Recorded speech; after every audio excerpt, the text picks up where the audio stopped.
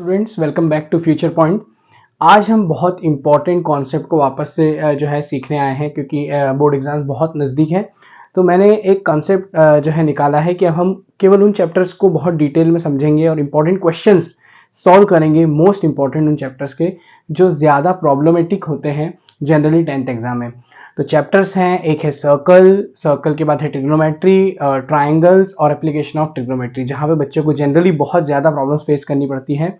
तो उन्हीं चैप्टर्स में से पहला question which we are going to discuss in this particular video, जो कि है सर्कल के हम वो मोस्ट इंपॉर्टेंट क्वेश्चन करेंगे जो डेफिनेटली या तो एग्जाम में पहले आ चुके हैं या डेफिनेटली एग्जाम में आएंगे ही। सिलेक्टेड क्वेश्चंस हैं, आपका बिल्कुल भी टाइम वेस्ट नहीं होगा, फ्रूटफुल वीडियो रहेगी।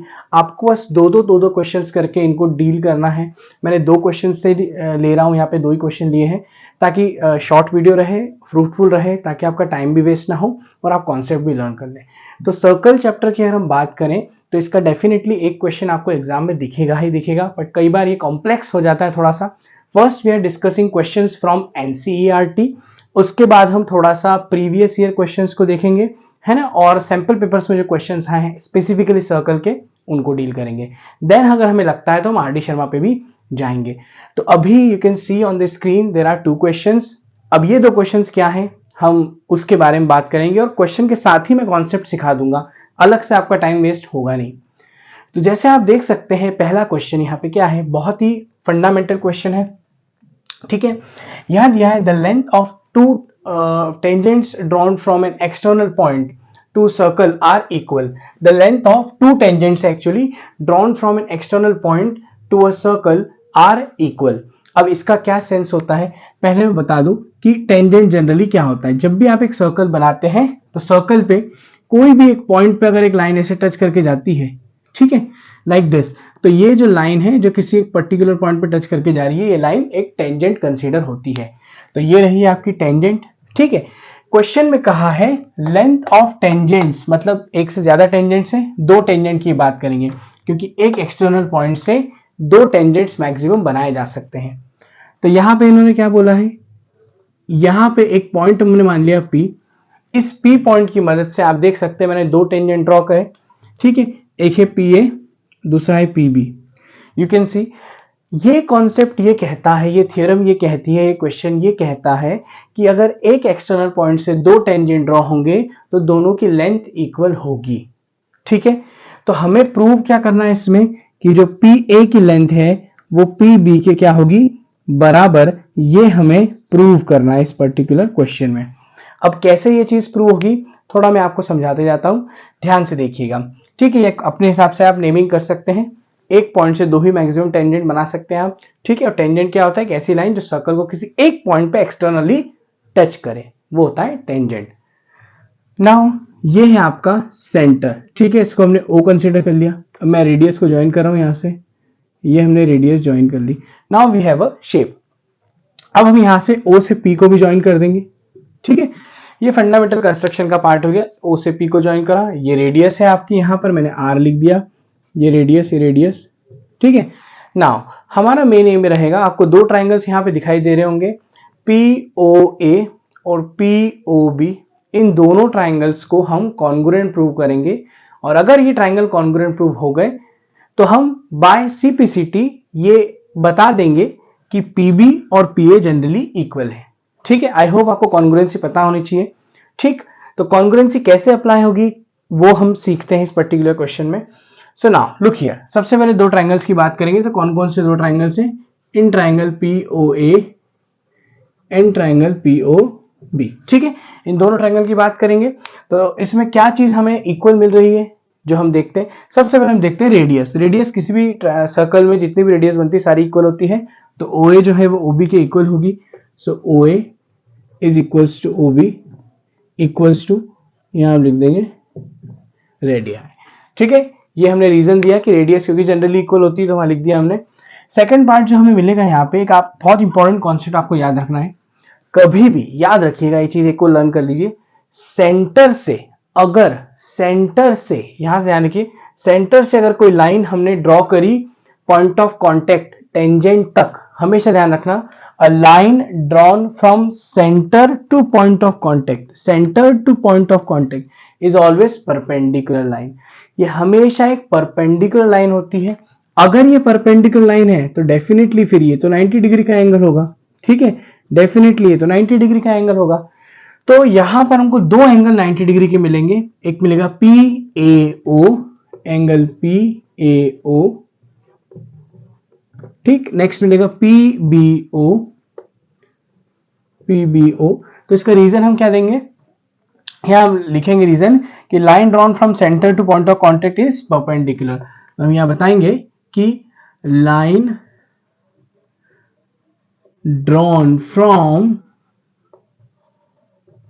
Centre two point of contact, point of contact, point of contact मतलब कौन सा पॉइंट, ये जो है पॉइंट, इसको हम पॉइंट ऑफ कॉन्टेक्ट बोलते हैं, जो टेंजेंट का पॉइंट होता है, ठीक है। तो ये हमेशा कितने डिग्री का होता है, 90 डिग्री का होता है। तो ये परपेंडिकुलर हो गया। नेक्स्ट हमारे पास जो चीज है वो है पीओ और ओपी, ये दोनों इक्वल होंगे, पीओ इक्वल्स टू ओपी। ये रीजन क्या होगा इसके इक्वल होने का, इसके इक्वल होने का रीजन आपका रहेगा कि ये दोनों कॉमन है, दिख रहे हैं आपको, कॉमन ही है, ठीक है। तो हमारे पास यहां पर साइड मिल गई, एक एंगल मिल गया, एक साइड मिल गई। जनरली बच्चे कंफ्यूज हो जाते हैं कि साइड एंगल साइड क्राइटेरिया तो नहीं है, बट ये साइड एंगल साइड नहीं है। साइड एंगल साइड की खास बात क्या होती है, दोनों साइड्स के बीच में वो एंगल होना चाहिए, बट यहां पे आप देखें ये एंगल दोनों साइड के बीच में नहीं है, हमने एक साइड ओपी यूज करी है और एक एओ यूज करी है, तो ये जो एंगल है उन साइड्स के बीच में नहीं है। तो फिर कौन सा क्राइटेरिया यूज हो रहा है, यहां पे यूज हो रहा है आरएचएस क्राइटेरिया। अब ये आरएचएस क्राइटेरिया कैसे क्या यूज होता है, आरएचएस क्राइटेरिया कहता है कि एक 90 डिग्री का एंगल होना जरूरी है, दूसरा इसमें हाइपोटेनियस का यूज करना कंपलसरी है। तो हमने यहां पे देखिए आप 90 डिग्री का एंगल तो यूज किया ही किया, ठीक है। नेक्स्ट ये जो साइड आपको दिख रही ओपी, क्योंकि ये 90 डिग्री के सामने है तो ये हाइपोटेनियस है, हेंस जो ओपी इक्वल टू ओपी क्या है, ये इनडायरेक्टली हाइपोटेनियस ही है। तो हमने हाइपोटेनियस भी यूज की और 90 डिग्री भी यूज किया, दैट्स वाई हम यहां लिखेंगे बाय RHS क्राइटेरिया। तो इसका फुल फॉर्म जनरली क्या होता है, राइट हाइपोटेनियस साइड, ठीक है, बट उससे अभी हमें को मतलब नहीं है। By RHS criteria triangle POA congruent to triangle POB। अब बाय CPCT का सेंस क्या होता है, अगर दो ट्राइंगल्स कॉन्ग्रुएंट हो गए हैं, कॉन्ग्रुएंट का मतलब दो चीजें बिल्कुल इक्वल है, उनमें कुछ भी डिफरेंट नहीं है। तो अगर दो चीजें इक्वल हो चुकी हैं तो डेफिनेटली उसके बचे कुछ जितने भी पार्ट होंगे तो डेफिनेटली इक्वल होंगे, उसमें समझाने की कोई बात ही नहीं है। तो सीपीसीटी बस उसी का एक शॉर्ट फॉर्म है, corresponding parts of congruent triangle. It means अगर दो ट्राइंगल कॉन्ग्रुएंट है तो उसके बचे कुछ जितने पार्ट है, रिमेनिंग एंगल साइड्स वगैरह जो भी है वो सब इक्वल होंगे ही होंगे, ठीक। तो हेंस क्योंकि ट्राइंगल कॉन्ग्रुएंट हमने प्रूव कर दिया है तो by CPCT PA equals to PB, hence हमारा पॉइंट ये प्रूव हो गया है। तो ये क्वेश्चन आप देख सकते हैं, ये एक थ्योरम है वैसे तो बुक में दी हुई, इसी पे बेस्ड इस क्वेश्चन से जो हमने कंक्लूजन निकाला वो ये निकाला कि अगर एक एक्सटर्नल पॉइंट है और उससे दो टेंजेंट डाले जाएं तो उनकी लेंथ हमेशा क्या रहेगी, इक्वल ही होगी। तो ये बेसिक में भी आ सकता है, स्टैंडर्ड में भी आ सकता है, पर ये फंडामेंटल क्वेश्चन था, बिल्कुल स्टार्ट होता है चैप्टर इस पर्टिकुलर थ्योरम से, है ना। आई होप आपको आता भी होगा। तो अब हम नेक्स्ट क्वेश्चन की तरफ चलते हैं। जो मैंने क्वेश्चन नेक्स्ट लिया है वो एक बार रीड आउट करें, ठीक है, और आपको अगर बन पा रहा है क्वेश्चन तो आप खुद कोशिश करें। वो इसी जो थ्योरम हमने अभी पढ़ी, जो कॉन्सेप्ट हमने पढ़ा अभी, उसी पे बेस्ड वो क्वेश्चन आपके पास अवेलेबल है, ये उसी पे बेस्ड क्वेश्चन है। क्वेश्चन में क्या कहा है, ठीक है, यहां क्वेश्चन में कहा है prove that parallelogram circumscribing a circle is a rhombus. अभी लैंग्वेज ही समझ नहीं आ रही, क्या बोल दिया इन्होंने, सर्कमस्क्राइबिंग पैरेललोग्राम फिर रोम्बस भी आ गया। पहले हम समझ लेते हैं कि ये दोनों वर्ड का मतलब क्या है, पैरेललोग्राम सर्कमस्क्राइबिंग। सर्कमस्क्राइबिंग का मतलब है एक सर्कल जो एक पैरेललोग्राम के अंदर है, ठीक है, और पैरेललोग्राम के चारों साइड उस सर्कल से टच है। अब इसको मैं डायग्रामेटिकली बताता हूं क्या सेंस है इसका। जैसे मान लीजिए सर्कल आपने बना दिया, ठीक, और ये आपने आसपास एक जनरल सा पैरेललोग्राम बना दिया, ठीक है, ध्यान से देखिएगा इसको। ये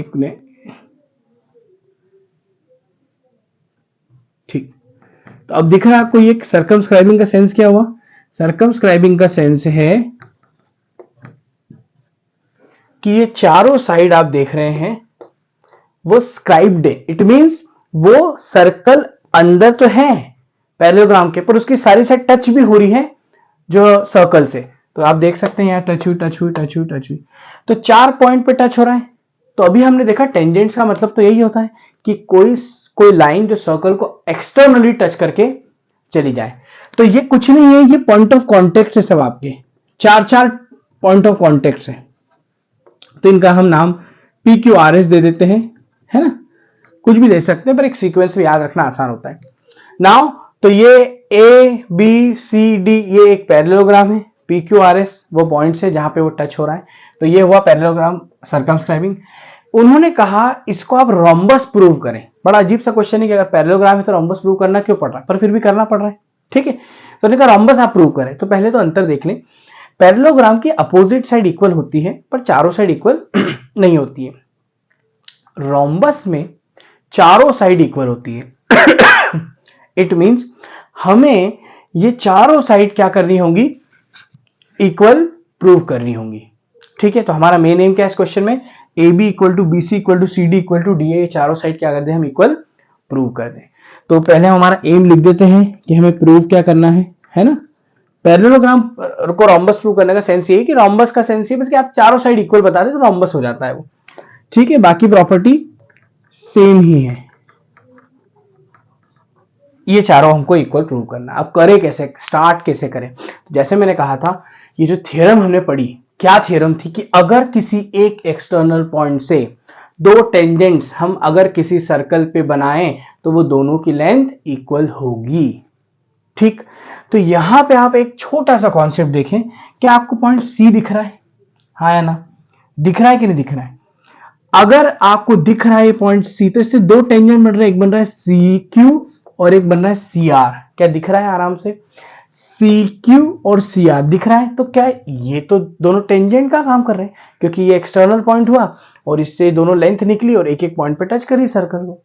तो उसी तरीके से B भी एक पॉइंट है, देखिए आप यहाँ पे B से भी क्या हो रहा है, दो टेंजेंट हुए, फिर A से दो टेंजेंट, D से दो टेंजेंट, तो ऐसे यहां पर total 8 tangent, 4 point of contact से 8 टेंजेंट, क्योंकि 4 पॉइंट है जहां से दो दो टेंजेंट बन रहे हैं। तो आप देखें यहां पे 8 टेंजेंट हमारे पास हैं, क्लियरली हम देख सकते हैं, ठीक है।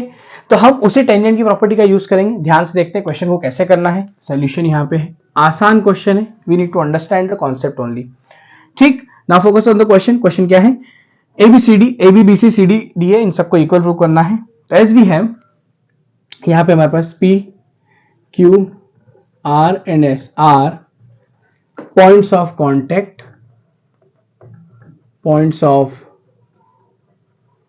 contact, ठीक है। अब ये 4 पॉइंट्स ऑफ कांटेक्ट हमें दिए हुए हैं, तो हमारे पास जो थ्योरम है, ये वाली जो थ्योरम है, इसका स्टेटमेंट हमको लिखना पड़ेगा, क्योंकि इसी से हम सारा कॉन्सेप्ट यूज करेंगे।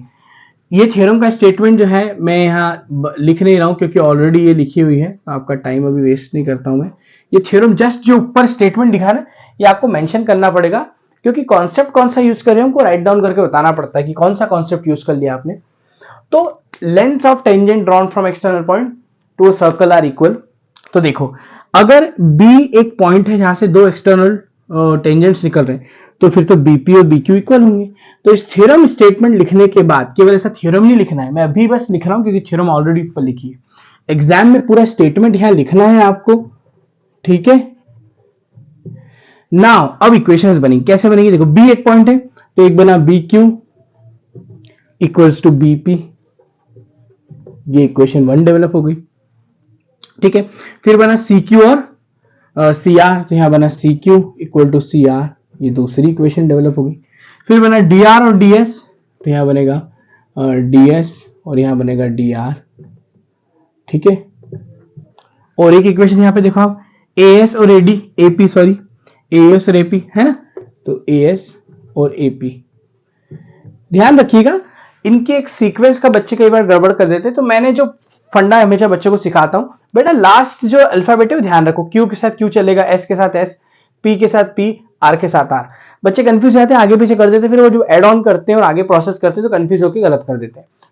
लेकिन तो क्या तरीका क्या याद रखना है बेटे, लास्ट के देखना Q Q S S P P R R, दो हमेशा साथ में हो, आर है तो आर होना ही चाहिए, पी है तो पी साथ में होना चाहिए, लाइक दिस। ठीक, now add all this equations, add all equation, सबको ऐड करो तो एलएचएस एलएचएस के साथ हो जाएगा, आरएचएस आरएचएस के साथ।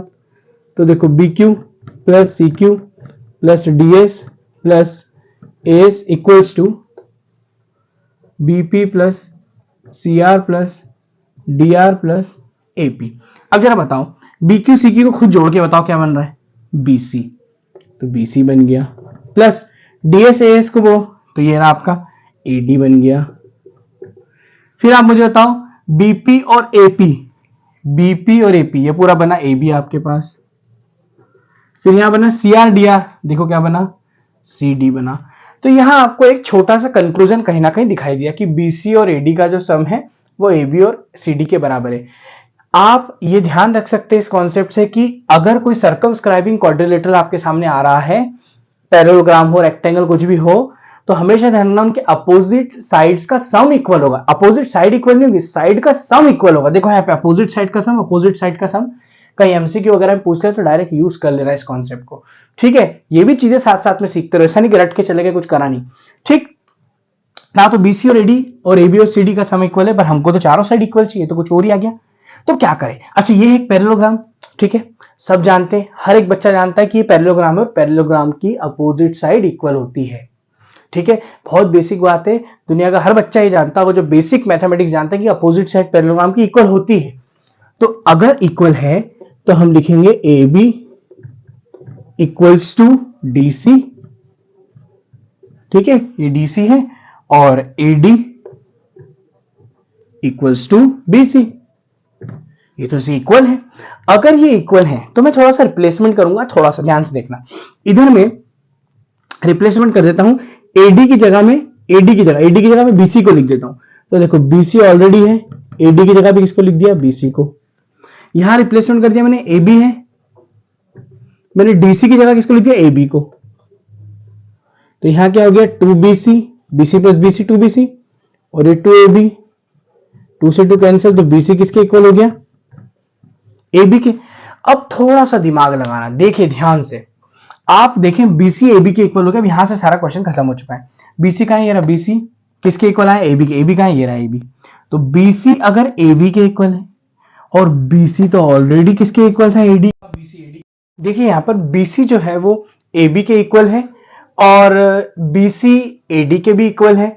तो अगर BC AB के इक्वल है, BC AD के इक्वल है, हेंस BC AB AD ये तीनों साइड आपस में इक्वल हो गए इस पर्टिकुलर इक्वेशन से। नेक्स्ट आपको पता है कि AB जो है वो DC के इक्वल है क्योंकि अपोजिट साइड इक्वल है। यहां पे अगर ओवरऑल इन तीन इक्वेशंस को आप देखेंगे जो मैंने लिखी है 1 2 3, उससे आप क्लियरली अंडरस्टैंड कर सकते हैं कि चारों साइड क्या है, एक दूसरे के इक्वल ही है, हेंस ये रोम्बस प्रूव हो चुका है। आई होप आपको समझ आएगा कि क्वेश्चंस कैसे सॉल्व करना है, और नेक्स्ट वीडियोस के लिए तैयार रहना। ये पूरी सर्कल की सीरीज में भी कंटिन्यू करूंगा, जैसे मोस्ट इंपॉर्टेंट क्वेश्चन जो एग्जाम में डेफिनेटली आएंगे ही आएंगे, तो ध्यान से सॉल्व कीजिएगा। और भी आपको डाउट है सर्कल से रिलेटेड कोई क्वेश्चंस के डिफिकल्ट, तो आप कमेंट करके बता सकते हैं। Thank you for watching.